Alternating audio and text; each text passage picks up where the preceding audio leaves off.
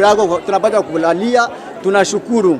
Kinachoendelea batoto biko banapata magonjwa, banagonjwa bengine ba mingi biko natukufia kweli, banuku mtu saidie.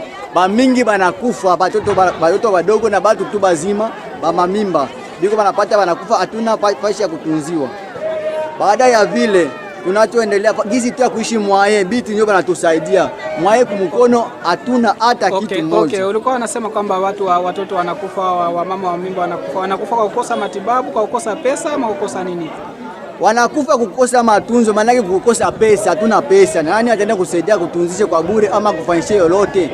Na ulisema kama mshapata msaada wengine kutoka kwa CRS na msaada wengine. Ni msaada gani mlipewa, vitu gani? Kwa CRS walitupatia makupon, banatusaidia, tunauza bunga, basi tunapata chakula kukula kweli, tunazikula. Na wengine wanatupatia makuta, tunauza mapapa, zile makupwe wanafanya ni fari. Makuta kumkono hatuna. Ndio kwa sababu sisi tuko ni wakimbizi, tunaweza kushukuru kwa kitu yote wanatupatia. Ila susi munene iko, tunalala chini, tuna matela, tunalala chini, tunakosa matunzo, hatuna fasi yetu, tunaenda hatuna pesa yote, bana tusaidia na msaada ya bitu. Na mnikimbia pale Muliro, kama serikali anasema anarudisha amani, mko tayari kurudi Muliro? Na mnaomba nini kwa serikali ya kurudisha amani Muliro na nyinyi murudi kwenu? Ndio papa, tunashukuru sana. Bange pendekezo yetu iko turudie tu Muliro, maana bakatia tu amani umwe turudi tu, paske msaada biko banatusaidia, tuko tunashukuru sawa vile bandugu yetu biko banatusaidia. Ila kaya muhimu sana, batoto biko banatukufia, na kuko mama mwa fulani hapa tamuta wa mimba, mutamuuliza mutaona afya yake tu gisi iko hypermetre. Na kuko mwingine makaba mtu kwa nazala operation, bana anazala operation maki aisha kweli anaisha. Na makuta wanamulomba za serikali ilete amani Muliro na murudi. Ndio pendekezo yetu, balete amani na turudi. Tulikimbia pale Muliro, na unaishi namna gani hapa Moba? Kwa kweli papa, tulikimbia vibaya. Tulikuwa pale Kibanga, ilikuwa siku ya 5, tukakimbia na 11 tukafika Muliro. Siku ya pili tukakimbia pale, tuliacha bitu batoto magonjwa, tukateseka vitu vyote tukaacha. Tulivyofika hapa Kumoba tunashukuru, lakini banatupokelea mzuri kwa kuwa banatupokeza nini, mabasin, mabumba, banatupokeza masufuria na mapesa ya bikwembe, lakini tunabakiliwa na matunzo, tunabakiliwa na chakula kama bunga, maragi, njekele, mafuta. Bila njoo binatukosa. Kwa kuwa tulikimbia vibaya, lakini biombo wanatupatia. Tunashukuru, Mungu aendelee kuwabariki. Kama serikali akileta amani Muliro jua kurudia, sisi ndio tuko tayari kurudia, kwa sababu huku hatuna nyumba. Muliro tulikuwa tushajipanga mzuri. Kwanza mimi hapa nilikuwa na nyumba yangu, sikuwa napangia, lakini hapa napangia, na ndio tunashukuru kwa msaada kidogo hivi anatusaidia. Sasa msaada yenyewe anatusaidia, tuko tunalipa nyumba, magonjwa inatusumbua, jinsi ya mtu kutusaidia sema makuta ya kuuza dawa au uende bakuchome shindano hakuna. Ndio amani bakisema sema amani iwe Muliro, tutarudia, tuko tayari kabisa kurudia, kwa sababu kule ndio kulikuwa makao yetu, tulikuwa tushajipanga mzuri na manyumba yetu tuliacha kule. Mimi hapa naishi maisha ya shida sana. Tulikuwa ndio kwetu kashamba keko karibu, tuko tunaenda kuongola kama muogo, lakini leo tunakuwa maisha hapa ni Kumoba. Sina chochote, chakula sina. Hata manake hapa sijui kama tutaishi je. Leo tunapewa vyombo. Kweli tunashukuru kabisa serikali yetu ya gouvernement provincial ya Tanganyika. Tunaishukuru sana. Sasa kula ndio tuko manake tuko mshida. Leo niona watoto 6. Taenda wapi? Na nilishaacha. Serikali afanye nini? Serikali itufanizie, itupatie msaada wa chakula. Tunaomba serikali itufanizie msaada wa chakula. Ndio tuko tunaomba kwanza chakula, maana hapa tuko kunjala na watoto. Tunateswa. Asante. Kia kwanza kwa niwo mchane nilikuwa ndio mtu wa juru mkutoka mkufisha bwana. Nilikimbia hivi sina hata kitu wala sina nguo. Nikakimbia kila kitu yote nikakiacha. Sasa tunakuya huko. Nilikia msaada wa watu walinibeba tusikuwa na sanfra.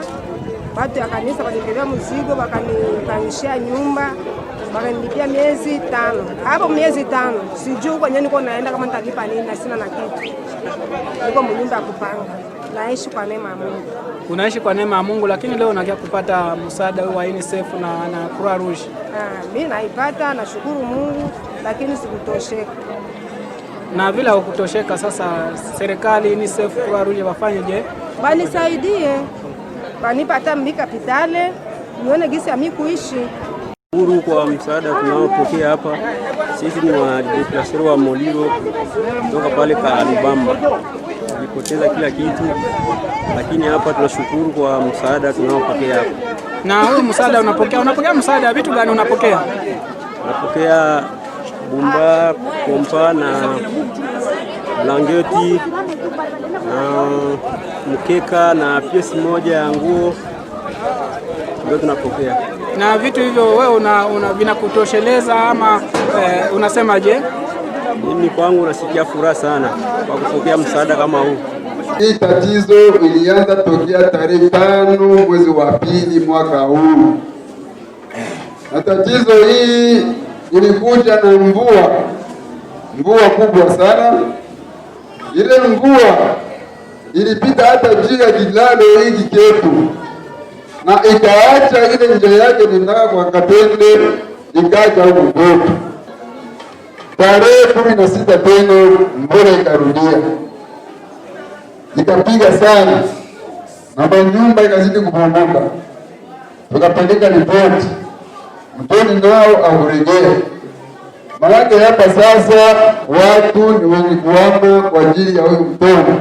Hawajui wataikala wapi, manyumba iko chini, hata na masomo iko chini. Na sisi tunajiuliza hawa watu wataikala pale wapi?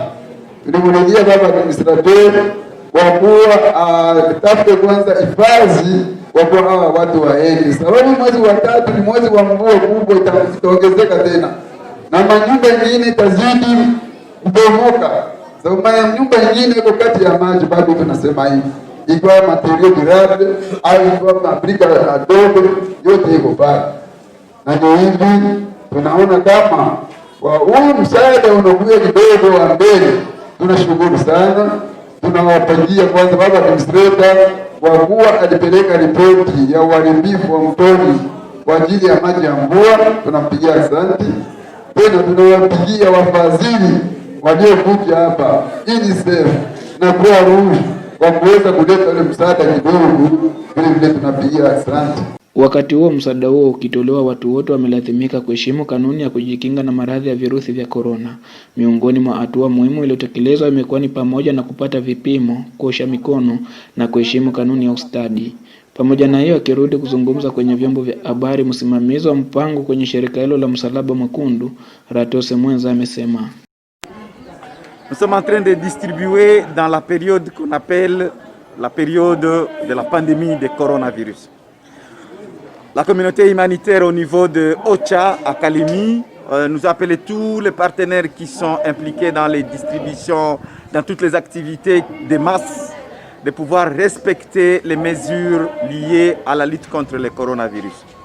Auparavant, nous pourrions distribuer comme nous voudrions, mais désormais, il y a des mesures pour lesquelles nous devons vraiment obtempérer et s'assurer que nous sommes en train de les respecter. Il y a entre autres les distanciations sociales. Je pense que vous avez vu que les bénéficiaires, il y a des piquets de distance de 2 mètres. Et chaque bénéficiaire vient, il se met seulement. Tunatoa kwa wakati unaoitwa wakati wa maradhi ya virusi vya korona. Jamii la kiutu kwenye eneo ya Ocha mjini Kalemi wametuitisha wote washirika wanaojikita kwa utoaji katika shughuli yote ya watu wengi kuweza kuheshimu kanuni na kuambatana na makabiliano ya virusi vya korona. Mbele tungeweza kutoa kama tumetaka. Kama msijali, kupo kanuni kwa ajili ambayo tunapaswa kutekeleza, na hiyo tupo tunaheshimu. Kupo mojawapo ustadi wa jamii. Nafikiri mmeona kama wanufaika kuna visiki vya ustadi wa mita 2 na kila mnufaika anakuja na simama kwenye visiki hivyo. Kama wanajipanga kwenye visiki hivyo, wanaheshimu kanuni ya mita 2. Kwenye visiki hivyo vipo kwa ustadi wa mita 2. Hiyo ni kwenye eneo ya ustadi wa jamii. Ila kando na ustadi wa jamii kuna kunawa mikono. Kuna wanufaika wakati wanakuja wanapashwa kwanza kunawa mikono. Wananawa mikono kwa kuingia sawa kwa kutoka. Ndio, pembeni ya hiyo kuna sabuni. Kama wanamaliza kunawa mikono, ya pili kuambatana na kanuni ya makabiliano ya virusi vya korona. Hatua ya pili inahusika vipimo vya magonjwa.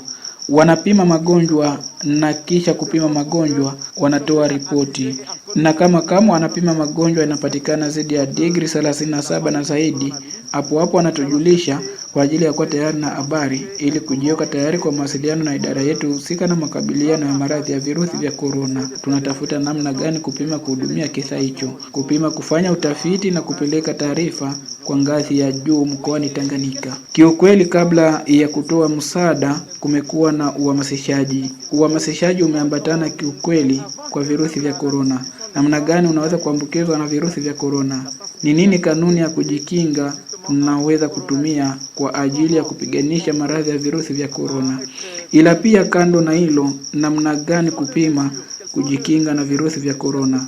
Kupo hapo kanuni tunaotoa, na hiyo tunaifanya popote tunapotoa misaada. Virusi vya korona kabisa ni ukweli ambao sisi sote dunia nzima, kuanzia na sisi Wakongomani na kwa upekee sisi tuliopo Tanganyika, tunapaswa kupiganisha virusi vya korona.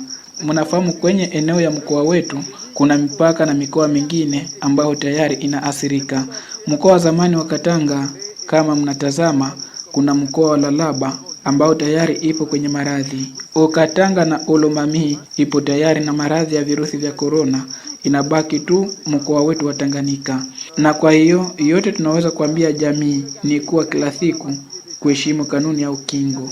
Ni kusema tu kutosalimiana kwa kupeana mikono, kwa kukoa tukitumia singine ya mkono, ila pia na zaidi kunawa mikono. Kunawa mikono na sabuni, na pia inapaswa kulinda ustadi. Tunatamani kuomba watu wafanye hiyo kama maisha yao ya kila siku, na watu wabaki nyumbani. Kama kuna mpango wa kutoka usio wa lazima sana, inapaswa kubaki nyumbani.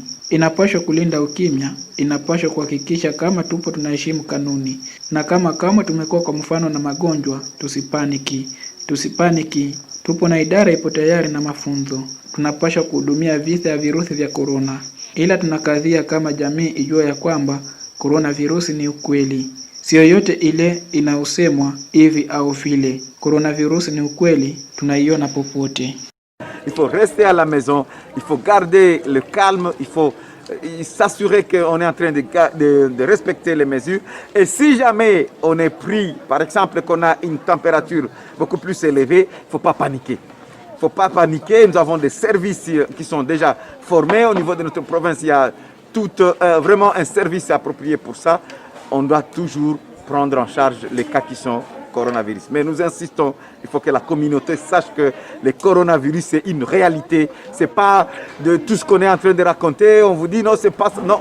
Le coronavirus c'est une réalité. Ça tue. Nous le voyons partout que le coronavirus c'est une pandémie et nous devons tous lutter contre le coronavirus en appliquant les mesures barrières. Msaada huo ni wa mara ya pili kutolewa na shirika la Msalaba Mwekundu hifadhi ya UNICEF kutoka ule wa mwezi Machi mwaka huu 2020 uliowalenga manusura wa mafuriko. Naona kama UNICEF ni taifa inakumbuka hapo taifa letu mbo kufatana na raia vile ilipata hasara ya maji, manyumba kubomokewa, vitu viliharibika, vilipotea. Hata na makarte de lecteur nyingine ilipotea. Mpaka hivi hatuna nambo mkutafuta kama ni nani anaweza kuja kutulilia hapo kwa kutuona hiki kilio chetu. Tunaona UNICEF anakuwa kutusaidia kwa ataka kadogo atatu ya kuwa kusema tunarizika. Lakini tunarizika kwanza na hii nguvu ya UNICEF yenyewe anatukumbuka hapo. Na kupa bakwa rouge wanapaka vile na wao wanajitolea maraporo vile ilienda. Tunakumbuka hivi wanatukumbuka hapo wanatupata kadogo. Tunashukuru kwa shirika la UNICEF, la Croix Rouge pia kwa msaada wenyewe wanatutolea hapa. Tunaendelea kuomba na gouvernement tunashukuru nayo. Tunaomba pia UNICEF endelee kutufanyia hivi hata na siku nyingine ili maisha yetu endelee kwa vizuri. Ni hapo mwisho wa makala hayo yaliyohusu msaada wa kiutu wa vitu muhimu vya nyumbani kutolewa na shirika la Msalaba Mwekundu kwa wahami wa ndani wa Muliro na wahanga wa mafuriko mjini Mubaporo. Msaada huo wa kiutu na shirika la UNICEF kama jibu la haraka kwa watu waliolazimika kuyahama makwao. Na washukuru watazamaji na wasikilizaji wa Runinga Leo kwa kuwa pamoja nami, na mkurugenzi wa Runinga Bulamba Odo kwa kunipa nafasi hiyo. Ibola Ikoni Shambui kwa mafanikio. Aliwaletea habari hiyo ni mimi Isidoro Kashulo toka Moba mkoa Tanganyika, mashariki mwa Jamhuri ya Kidemokrasia ya Kongo, Afrika ya Kati. Hadi wakati mwingine, kwaheri kwa sasa.